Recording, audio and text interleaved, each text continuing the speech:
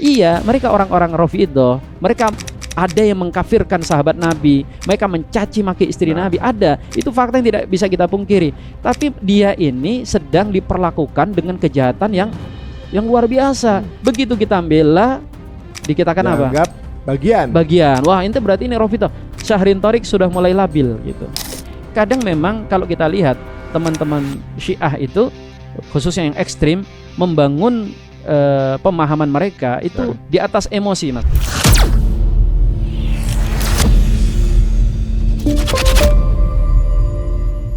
Kalau saya ditanya, Syiah sesat ya, sesat, bagaimana tidak sesat ya, berdebat dengan mereka dan membuktikan kesesatan mereka.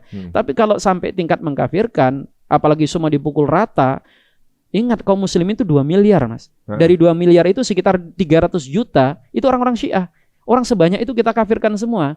Kita kemana dari hadis Nabi yang mengatakan idza qala rajulu li akhihi ya kafir faqad ba'a biha ahaduhuma.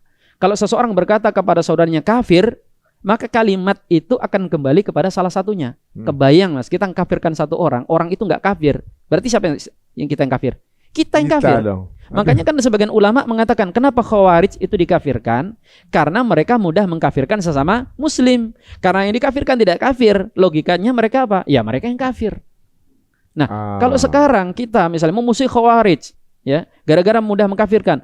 Kenapa sekarang cara yang sama kita gunakan untuk menghukumi kelompok-kelompok yang katakan sesat aja lah, sesat sekalipun gitu. Kita sepakat nih Syiah. Sesat belum nyampe kafir gitu kan? Yang jelas lah kan, sesat itu belum tentu kafir. Bahkan kalau kita lihat sebagian kelompok atau sebagian gerakan termasuk sepengetahuan saya Muhammadiyah dan pemikir-pemikir NU itu mereka sesat pun agak kurang setuju untuk menyebut Syiah karena ya itu tadi ada yang tidak sesat kan.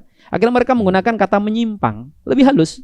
Oke. Menyimpang itu kan lebih ini kan, lebih soft lah. Walaupun kalau kita ukur ya menyimpang itu kekafiran juga menyimpang kan. Ya. Hanya saja yang hendak dipesan disampaikan oleh ulama-ulama kita, ya kita itu secara pemikiran kalau ada yang menyimpang, ada yang sesat, ya kita lawan dengan pemikiran. Tetapi bukan berarti kesesatan langsung bisa kita vonis kafir. Karena itu tadi untuk memvonis kafir itu nggak gampang. Resikonya masalahnya itu bukan cuma sekedar kita itu salah ijtihad kena dosa. Yang masalahnya kita bisa jatuh kafir, Mas, kan kitanya jadi kafir. Jadi kafir gitu. Nah, ini yang tidak dipahami kotak ini oleh teman-teman yang akhirnya kita dianggap apa? Ente pelin-pelan. Ente nggak tegas. Atau kita yang dianggap taqiyah. Iya, akhirnya kita katakan, oke lah mungkin kita nggak tegas, tapi lebih baik tidak tegas dalam masalah yang nggak worth it antara ketegasan sama akibatnya. Anda berarti apa namanya? Sembrono kan, terlalu berani Anda itu. Ya. Gitu. Kalau sekarang meributkan ini jadi kontraproduktif dengan keadaan politik yang sekarang. Nah, apalagi kalau sudah bicara tentang politik, Mas. Bicara politik itu ulama menyampaikan pesan seperti ini. Kalau kita itu dalam kondisi baik-baik saja, terus ada yang aneh-aneh kayak kelompok dari Rafidhah apa-apa, ya kita ribut wajar, wong kita dalam kondisi sedang baik-baik saja. Tapi kalau dalam kondisi ada musuh yang lebih besar, orang di luar Islam yang jelas-jelas musuh bersama, kejahatannya disepakati bukan hanya oleh muslim tapi masyarakat dunia, terus kita sibuk berantem hanya urusan-urusan yang sebenarnya bisa kita hold dulu, kita tahan dulu, ya itu namanya kalau orang Samarinda bilang bungul gitu. Terjemahan enaknya apa ya? Agak ya rumah lagi sekeluarga ribut, tiba-tiba ada perampok dari luar. Perampok yang ngambil barang ini sibuk ribut gitu. Iya. Mendingan udah nanti kita ribut lanjut lagi, kita lawan dulu di perampok kan gitu kan. Logika dasarnya kan begitu seharusnya. Ini enggak, malah kita perhatikan ada sebagian pihak ini yang cupu lucu gitu kan. Begitu ada mujahidin yang berjihad melawan si rewel yang dipermasalahkan manhajnya. Wah, ini manhajnya tidak ahlu sunnah. Manhajnya bermasalah. Nanti begitu ada yang lagi bunuhin saudara kita muslim, apapun kelompok dan firqahnya, yang disalahin apa? Yang disalahin itu tadi madhabnya. Wah, ini bukan Islam. Ini kan logika cacat pakai banget ini. Tapi ya, secacat itu kadang begitu kita luruskan, mereka menggunakan itu tadi senjata. Kita membela penjahat dianggap bahwa kita setuju dengan kejahatannya. Padahal logika juga kan, kalau ada penjahat, misalnya penjahat nyuri ayam terus dipukulin, ya mungkin kita masih bisa diam lah, wajar itu. Kita juga kesal dengan nyubitin juga gitu. Tapi kalau kemudian sudah mulai ada ngambil bensin, kemudian mau dibakar, terus kita bilang jangan dibakar, kita akhirnya dituduh, ente dukung maling ayam ya, jangan-jangan ente maling juga, ente jangan-jangan bersekongkol. Kan sebenarnya yang terjadi hari ini kan gitu kan. Begitu kita sampaikan, iya mereka orang-orang Rafidhah, mereka ada yang mengkafirkan sahabat Nabi, mereka mencaci maki istri Nabi, ada. Itu fakta yang tidak bisa kita pungkiri. Tapi dia ini sedang diperlakukan dengan kejahatan yang luar biasa. Begitu kita bela, dikatakan apa? Bagian. Wah, ente berarti ini Rafidhah. Syahrin Thorik sudah mulai labil gitu. Jadi barusan kalau kita lihat ya bagaimana posisi Ustaz Syahrin ini memang udah jelas sih sebenarnya di mana. Tapi beliau pun walaupun paham gitu juga kemudian semata-mata ujuk-ujuk secara sporadis. Berarti kita nggak boleh dukung, nggak juga kan ternyata kan? Iya mas. Justru dengan adanya ilmu mesti bisa paham kan? Harusnya begitu. Ini aja baru beberapa minggu yang lalu saya itu dari Samarinda menempuh perjalanan darat mas. Itu PP sekali jalan tuh 600 kilo. Saya nyetir sendiri melewati jalan yang antum tahu ya, kalau nggak pakai mobil 8,5 miliar agak susah di jalan. Mulai. Ya, lah. Berapa kilo Ustaz? 600 kilo. Jakarta Surabaya cuma 300-an itu. Lebih berarti? Ya, nggak tahu saya belum pernah Jakarta ke Surabaya. Kalau itu pokoknya tujuan apa saya? Untuk datangi teman-teman Syiah. Kenapa? Karena mereka sudah dialog nih baik-baik Samarinda, udah janji sepakat. Ini bukan masalah Syiah atau tidaknya, tapi ente mencaci maki beberapa sahabat Nabi. Nanti pemikiran-pemikiran default mereka lah. Kita minta udahlah stop, Anda nggak usah begitu. Ini kita ini sedang ada kerja fokus yang lebih besar, kristenisasi di mana-mana, orang-orang kafir melakukan aksinya. Nggak didengar, saya datangin ke bro itu. Memang untuk datangin mereka itu. Sampai di sana ternyata saya ketemu sama MUI dan ternyata mereka ini berani sampai ngelaporin polisi, ulama-ulama kita yang berani ini tadi menekan kelompok-kelompok Syiah. Tapi ketika itu tujuan saya bukan untuk ngajak ribut sama teman-teman Syiah, tapi Anda hold dulu lah. Kita ini ada hal yang belum sekarang nih. Belum sekarang. Terus ranah pemikiran itu harusnya ya dibawa ke pemikiran, jangan dibawa ke hukum, jangan dibawa ke jalanan. Nanti nggak akan baik. Solusi atas permasalahan Syiah ini ada yang harus ditangani secara politik, mas. Jelas. Kalau politik ini jelas bukan domain kita. Ya, itu domain Pak Prabowo dan kawan-kawan lah, ya, dengan ulama-ulama yang kemudian bersuara untuk memberikan dukungan. Tapi kalau pemikiran bisa kita seret mereka ke pemikiran. Itu harus dibawa ke meja diskusi. Nah, sama Sunni Syiah ini dengan pemikiran banyak ke orang-orang Syiah itu cuma ikut-ikutan. Maksudnya belum terlalu paham detail. Enggak seperti kita kan, orang-orang Sunni ini kan misalnya nih kebawa isu antara Wahabi versus Aswaja misalnya kan. Kan itu lebih banyak pandu soraknya Mbak daripada pemain intinya. Kalau pemain intinya sendiri pun ada teman-teman yang kita katakan Wahabi itu ya Masya Allah gitu kan, bagaimana perannya untuk umat Islam, bagaimana agamanya yang baik. Sebagaimana teman-teman dari Wahabi tahu tokoh-tokoh dari kalangan Aswaja yang punya peran yang artinya bisa takrib, bisa saling mendekat. Tapi yang bikin ribut ini kan pandu soraknya ini tadi, yang orang-orang di ini followers kadang-kadang. Nah, dengan diadakan diskusi-diskusi ilmiah kita sama Syiah menunjukkan kesalahan mereka dalam berpikir dan berlogika, data-data mereka yang bermasalah, itu insya Allah akan membuat orang-orang Syiah yang ikut-ikutan itu akan kembali ke Ahlussunnah wal Jamaah. Tapi bisa nggak sih tak ada titik temu? Pasti. Kan ya titik temunya tuh udah Nabi dan Rasulnya sama. Nabi dan Rasulnya sama, kitabnya sama, Al-Qur'annya sama. Kemudian apa? Keimanan kepada alam akhirat sama. Ada iman, mereka beriman kepada alam akhirat. Satu-satunya pangkal perbedaan, kalau kita mau sederhanakan walaupun nanti ada yang lain, itu tentang sikap kepada sahabat Nabi saja. Siapa yang siapa disikapkan siapa? Contoh Abu Bakar. Misalnya Abu Bakar, Umar, Utsman, kemudian Sayyidatuna Aisyah dianggap intinya orang Syiah nggak suka lah sama mereka. Ketidaksukaan ini kan nggak harus diwujudkan dengan caci makian. Karena faktanya orang yang tidak suka itu kan Mas Ari misalnya tidak suka gitu. Mungkin sekedar tidak suka, tapi ada yang sampai benci. Ada yang sampai rela, udahlah dia itu mati pun nggak apa-apa. Nah, orang Syiah itu juga kan berlevel-level itu kan. Ada yang sekedar nggak suka saja sama Abu Bakar karena dianggap sikapnya yang salah dalam manuver politik. Ya, kalau di situ kan berarti nggak jatuhkan kekafiran kalau mereka. Seandainya orang Syiah mau bersikap begitu, ya sudah, ente nggak suka sama Abu Bakar, itu bukan rukun iman, nggak menyebabkan batal keislaman. Selama Anda tidak mencaci maki Sayyidina Abu Bakar. Nah, kalau itu mereka tidak, kalau orang-orang Syiah bisa menahan diri itu, maka kita kan aman kan. Sebagaimana kita juga apa? Jangan kafir-kafirin kita. Kita ini sedikit gitu kan mereka. Kalau kita dikafir-kafirkan marah juga kita kan. Akhirnya mereka menggunakan framing Ahlus Sunnah itu representasinya siapa? ISIS. Kan itu Ahlus Sunnah sebenarnya kan. Tuh, bunuhin kita. Padahal yang dilakukan oleh si ISIS ini kan yang dibantai bukan jamaah Syiah, yang dibantai juga adalah kelompok-kelompok Ahlus Sunnah wal Jamaah. Nah, artinya titik temu itu masih dimungkinkan dan mungkin banyak teman-teman yang tidak tahu. Ini saya mencoba untuk nyampaikan data dan kalau data saya salah silakan dikoreksi. Beberapa tokoh misalnya sering diangkat yang videonya misalnya melaknat Abu Bakar, Umar, Utsman. Itu ternyata tokoh Yasir Habib itu bukan tokoh yang bisa dikatakan MUI gitulah atau tokoh Syiah yang diakui. Dia itu tadinya orang Kuwait, kemudian dia pindah dia di Iran nggak diterima karena itu tadi sama orang-orang Syiahnya juga diingatkan janganlah mencaci maki para sahabat Nabi. Walaupun kalau kata jangan ini bisa jadi memang mereka nggak pengen nyaci maki, satu kemungkinan yang kedua mereka hanya ingin nyari aman karena nanti kalau nyaci maki kita jadi marah gitu kan. Tapi secara konsep dasar kan kita seneng.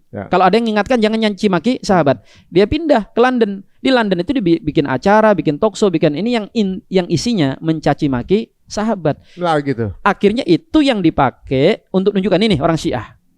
Ya orang Syiah sebenarnya nggak mau itu dijadikan representasi pemikiran Syiah yang mencaci maki sahabat. Walaupun mereka begitu gitu. Sebagaimana kita nggak suka kan kalau tiba-tiba orang Syiah munculin Mama Gufron. Nah ini orang Islam. Orang Islam Ahlus Sunnah nih. Atau siapa misalnya yang ngomong kalau Quran kurang. Quran baru dikanonkan di Kairo. Ini kan ada profesor Indonesia. Terus itu dikatakan ini lihat nih orang Sunni. Kita nggak mau sebagaimana juga mereka nggak mau. Berarti yang di sini dituntut adalah apa? Kita bersikap objektif. Wala yajrimanna syanu'anu qaumin ala ta'dilu. Jangan kebencian kamu kepada satu kaum membuat kalian berlaku tidak adil. Dilu huwa aqrabu littaqwa. Berlaku adil supaya kita bisa dekat kepada ketakwaan. Sama halnya seperti Zionis itu memframing ISIS ada Islam. Iya. Selalu general Islam itu adalah kelompok bersenjata ini gitu. Soal pemberontak ini adalah wajah Islam sesungguhnya. Betul. Di mana total populasi mereka itu cuma 0,002% dari total Muslim, tapi wajahnya mereka. Nah kalau pola itu dipakai dan kita kemakan sama aja. Sama aja.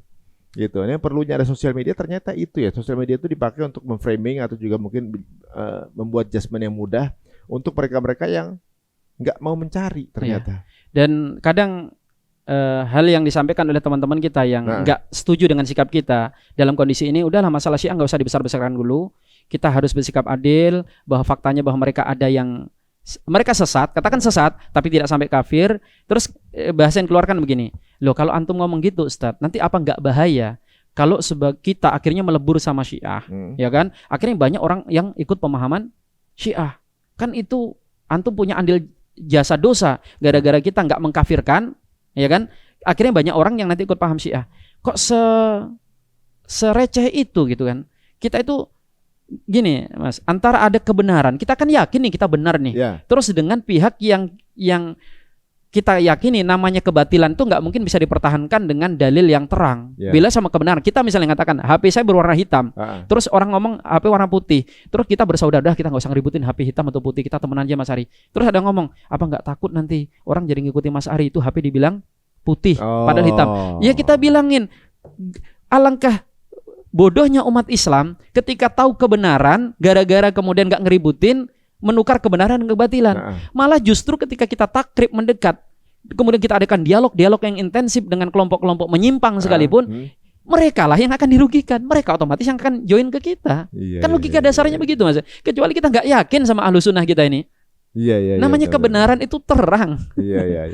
Sebenarnya udah lepasin aja sama Allah ya. Misalnya udah di ini aja, tapi nggak usah kayak harus dari kita gitu seolah-olah yang jadi pembuat pemisahan ini gitu. Iya. Jadi kalau kita toh gabung, yang nggak, kecuali justru yang nggak boleh itu gini. Udah kita jangan diskusi lagi sama orang-orang Syiah, sama orang Khawarij, sama ini.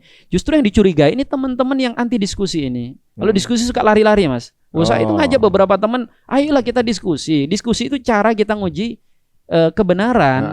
Karena akal itu adalah mata uang yang kita semuanya menerimanya kan gitu ya. Adapun otot kemudian yang lain itu mungkin laku di Anda, tidak laku di kami. Mereka lari-lari. Nanti maunya kalau diskusi, kalau merasa apa? Merasa wah ini kayaknya saya bisa mempermalukan ini dan sebagainya. Jadi kalau kita dengan Syiah nanti, mereka takrib dekat dengan kita sekalipun, yang untuk menjaga Ahlus Sunnah wal Jamaah atau menjaga keyakinan kita, hidupkan selalu diskusi, ya kan, diuji dengan keilmuan. Jadi semestinya juga sekarang ini kita bisa memandang dengan lebih fair ya kan, udah tahu posisi seperti apa ya. Saya dukung-dukungnya dengan Iran belum tentu ya kan, kita juga ikut-ikutan kan, juga. Pasti. Ya. Saya agak penasaran dengan pendapat antum mengenai sudut pandang orang-orang yang di Syiah itu terhadap para sahabat. Jadi apa pandangan mereka mengenai Umar bin Sayyidina Umar bersama Sayyidina Abu Bakar satu makam dengan Nabi? Jadi sebenarnya Mas, pemahaman-pemahaman mereka itu mudah sekali dibantahkan. Sehingga kalau kita buka dalam sejarah Islam, itu kadang orang-orang Syiah itu taubat. Hanya bukan karena debat sehari semalam gitu kan, atau dikasih kitab, kemudian diskusi berkepanjangan. Kadang hanya 1-2 kata, mereka langsung taubat. Karena memang pemahaman mereka ini dibangun di atas dugaan-dugaan, tuduhan-tuduhan. Yang namanya tuduhan itu kan nyaris tanpa bukti gitu, tanpa dukungan data yang logis gitu. Contoh misalnya, logika mereka mengatakan Utsman itu Yahudi yang nyusup. Itu ada dalam Syiah itu. Utsman bin Affan. Itu oleh Abu Hanifah. Tahu apa yang dilakukan oleh Abu Hanifah? Beliau cukup datang dikunjungin, saya ini punya, dengar-dengar kamu punya putri yang cantik. Saya punya orang yang Masya Allah soleh, baca Quran, ahli sedekah, kalau sholat sambil nangis. Artinya gambaran seperti Utsman lah solehnya. Gini, mau gak kira-kira tak jodohkan sama putrimu? Kata orang ini yang Syiah ini, gak usah digambarkan sebaik itu saja. Ahli tahajud, ahli sedekah, orang dermawan. Cukup Anda yang merekomendasikan aja, saya sudah husnudon. Pasti orang baik laki-laki itu. Apalagi pasti mau. Cuma sayang. Apa sayangnya? Sayangnya orang itu Yahudi. Marah lah ini kan orang Syiah. Kok bisa kamu nawarkan orang Yahudi ke putri saya? Terus jadi kamu nggak mau? Ya nggak mau lah.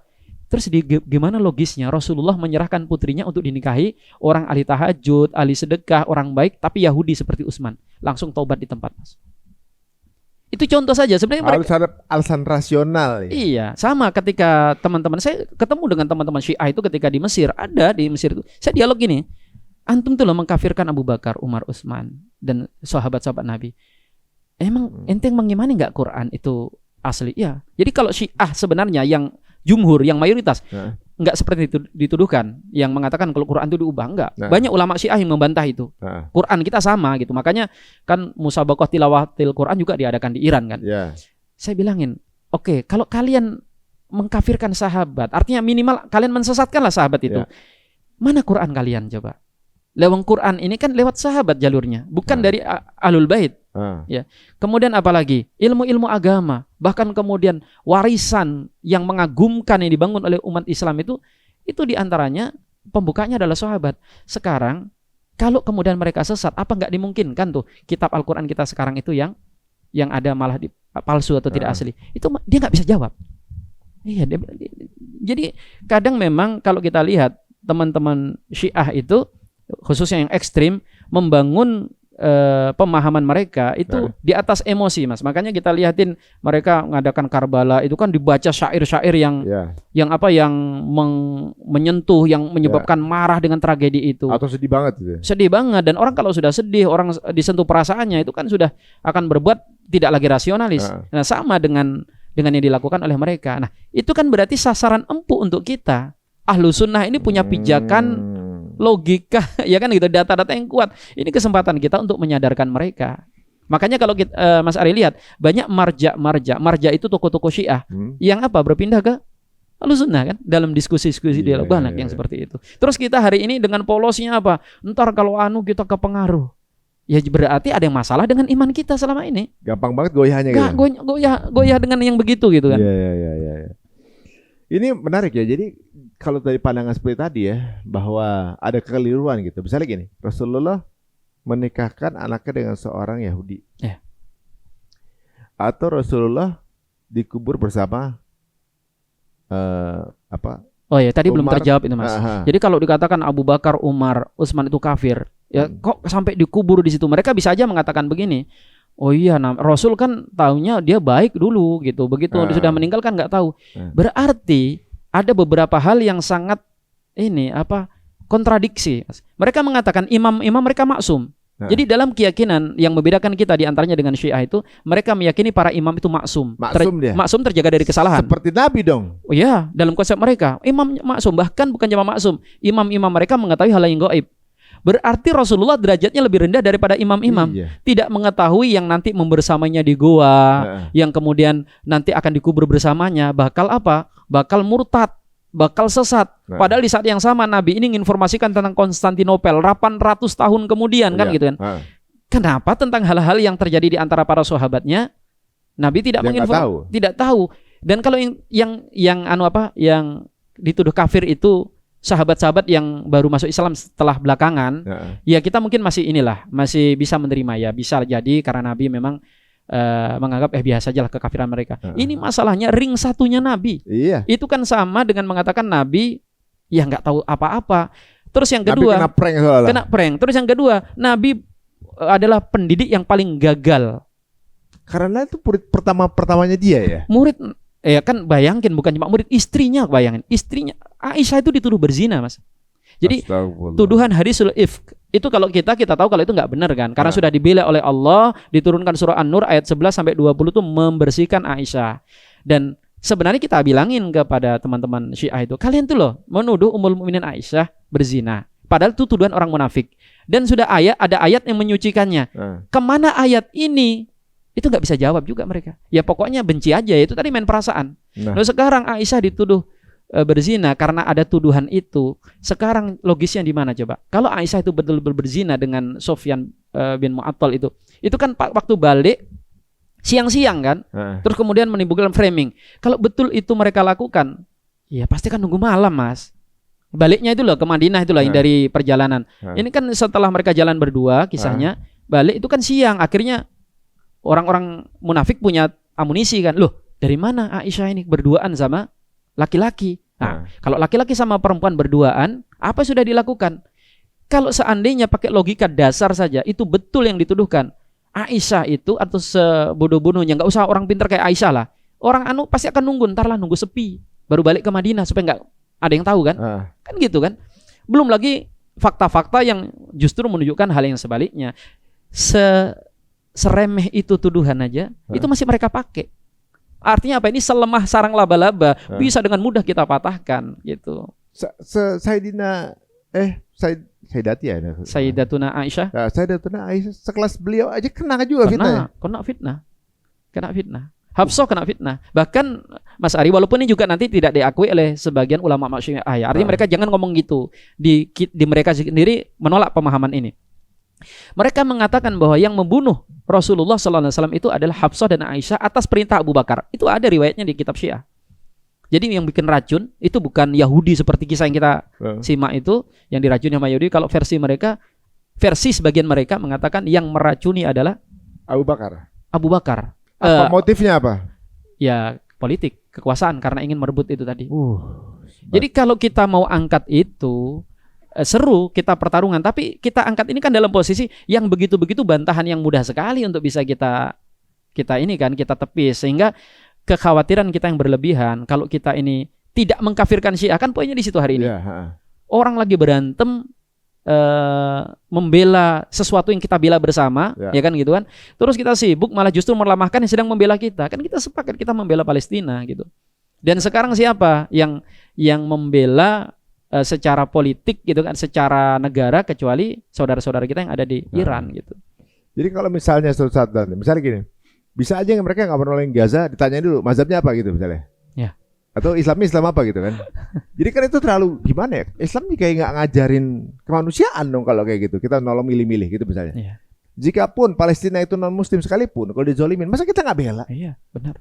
Jikapun yang merangin Israel itu Rusia yang non Muslim sekalipun, masa kita nggak dukung Rusia? Kan konsep dasar seorang Muslim itu ketika berlaku adil, kita itu menentang kezaliman siapapun yang membawanya, dan kita mendukung keadilan siapapun yang menjalankannya. Kan itu konsep. Jadi walaupun yang zalim itu saudara kita, saudara kandung ibarat gitu kan, dia zalim, dia jahat, maka dia akan kita tentang. walaupun dia orang kafir atau orang jahat, tapi dia posisi benar. Ya. Kita dituntunkan, diperintah untuk membelanya. Apalagi di sini yang sedang posisi membela kita itu adalah orang yang masih satu sumber dengan kita. Ya. Mereka masih bertuhankan kepada Allah, ngaku Nabi Muhammad, kemudian mengakui risalah. Mereka juga sholat dengan seperti kita, puasa Ramadan, haji juga mereka itu dengan kita. Kemudian kita mentahkan semua atas nama dia itu suka bohong.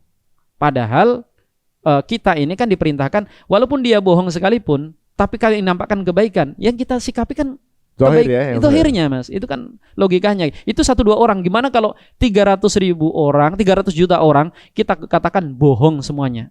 Kan nggak logik gitu. Ya. Pandangannya fair sih teman-teman ya. Bagaimana Ustaz sebenarnya dibuka dulu semuanya ya. Bedanya tuh seperti ini gitu. Tapi dalam suasana politik juga kita juga nggak berdukung kan gitu. Betul. Jadi kita tuh jadi orang yang adil. Kita diajak Ya. untuk berdiskusi menjadi orang yang adil ya. Walaupun di sisi lain ya banyak hal yang saya juga baru tahu sekarang itu. Misalnya posisi teman-teman di Syiah ternyata nggak sependapat dengan para sahabat Nabi. Oh iya. Jadi konsep pemikiran dasar mereka minimalnya Mas nggak suka, itu aja. Orang Syiah itu nggak suka sama sahabat. Ketidaksukaan itu ada di tingkat mengkafirkan yang itu dianggap oleh sebagian teman-teman kita. Pemikiran Syiah itu semuanya begitu. Padahal nggak, level ketidaksukaan itu ada tir-tirnya. Ya, gitu. Tapi kalau secara logika ya, kalau kemudian nggak mengakui bahwa Rasulullah nggak tahu kalau sahabatnya itu adalah sebenarnya nggak sebaik itu dan dikuburkan di sebelahnya gitu kan, berarti sama aja memiliki, bisa aja saya salah teman-teman ya, nggak sepakat nggak apa-apa, berarti sama aja menyatakan bahwa Rasulullah itu nggak maksum. Iya. Ya, kalau nggak maksum mungkin masih agak soft Mas. Dibilang Nabi Muhammad itu nabi gagal. Coba sekarang kalau kita bertanya kepada orang-orang Yahudi, siapakah orang-orang Yahudi terbaik? Pengikut Nabi Musa. Jadi sahabat-sahabatnya Musa itu yang terbaik. Ya. Kalau kita nanya kepada orang Nasrani, siapakah orang Nasrani terbaik? Para Hawariyun, murid-muridnya Isa. Begitu kita nanya kepada orang-orang Syiah Rafidhah, siapakah yang terburuk dari kalian? Sahabat-sahabat Nabi. Kebayang? Nabi yang dianggap sebagai Sayyidul Anbiya wal Mursalin, malah justru faktanya gagal di kotak ring satunya, kan nggak logis gitu sama sekali. Jadi dalam pilihan ini saja orang-orang disuruh milih cara beragama, cara pandang orang Syiah yang menebar kebencian ya, dengan kita yang katakan saja nggak pakai data itu, kita itu ibaratnya meraba apa? Kita husnudon, orang itu menggunakan kaca suudon. Yang lebih selamat banyak husnudon Mas, baik sangka kan? Iya. Baik sangka, apalagi baik sangka ini kepada orang-orang yang bersama dengan kekasih tertinggi kita. Iya benar sekali. Jadi seolah-olah Rasulullah itu kena prank. Kena prank, Ya, prank habis-habisan. Kena prank, mau ini nama anak orang yang salah ya kan? Ya. Anaknya dikawin sama orang yang salah, kemudian bersahabat dengan nama orang yang salah, dikubur kan bersama orang-orang yang salah. Terus yang lebih parah lagi menikahi anak-anak orang-orang yang salah. Kan istri Rasulullah itu putrinya Abu Bakar, putrinya Sayyidina Umar. Ini kan bukan cuma sahabat, mereka adalah besan lagi, mertua kan. Terus yang paling menyesakkan adalah para kesatria yang dalam pemikiran Islam itu adalah orang yang gagah, yang apapun risikonya siap mati demi kebenaran, itu menjadi nggak berguna. Sayyidina Ali yang kita gambarkan sebagai sosok yang luar biasa, kesatria sejati gitu kan, masa nggak mau bela istri gitu kan? Itu kan dalam Islamic value juga nggak masuk kan? Iya nggak masuk gitu. Kalau Sayyidina Ali masih nggak bela apa gitu masih bisa kita ngerti kan. Ini dia nggak bela istri, dan istrinya itu bukan sembarang istri. Itu putri Nabi SAW yang Rasul nggak redho, bahkan Ali mau poligami saat Fatimah masih hidup gitu. Itu adalah itu hadis sahih bagi mereka. Oh ya jelas, karena gimana mau nggak disohikan? Karena memang tidak ada aksi daripada Sayyidina Ali, minimal misalnya Sayyidina Ali melabrak Sayyidina Umar, itu nggak ada riwayatnya. Apalagi sampai Sayyidina Ali misalnya ayo perang, yang terjadi Ali diam kan, berarti kan diam di bawah 3 pemerintahan yang menurut kelompok Syiah ini kafir. Abu Bakar, Umar. Kalau saya jadi Sayyidina Ali, Mas Ari, misalnya nih segeblek-gebleknya saya, setakut-takutnya, karena nanti kalau saya ngelawan yang bukan cuma saya tapi anak-anak saya, yang akan saya lakukan, saya akan keluar dari Madinah. Betul nggak sih? Pindah kan? Pasti saya akan ngapain coba? Kabur saya. Tapi Sayyidina Ali tetap tinggal di Madinah, dan itu juga yang dilakukan oleh anak cucu daripada Sayyidina Ali bin Abi Thalib kan. Mereka tetap membersamai dengan para sahabat hidup.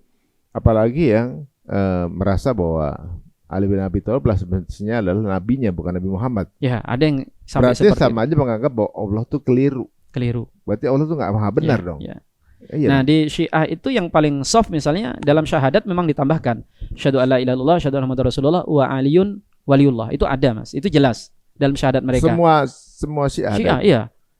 Cuma memang mereka apakah itu bisa menyebabkan kekafiran kan enggak juga. Paling tidak kita menilai paling sesat lah. Tapi mereka punya jawaban. Misalnya gini, kalian aja sholawat Allahumma sholli ala sayyidina Muhammad wa ala alihi wa sahbihi ajmain. Kan kita pakai sahabat juga. Kan? Itu kan enggak ada dari Nabi sebenarnya juga. Ya, artinya itu bisa masih bisa debatable. Tapi kalau yang tadi itu yang begitu itu banyaknya minta ampun, yang mereka cerita-ceritanya dikarang dan kemudian begitu sudah katakan cerita itu benar pun itu cerita seperti bukan berada di dunia nyata. Yang di dunia kita yang seperti ini modelnya saja itu cerita orang bakal nggak percaya. Lalu bagaimana di masa kehidupan manusia yang dikatakan oleh Nabi generasi terbaik itu kan.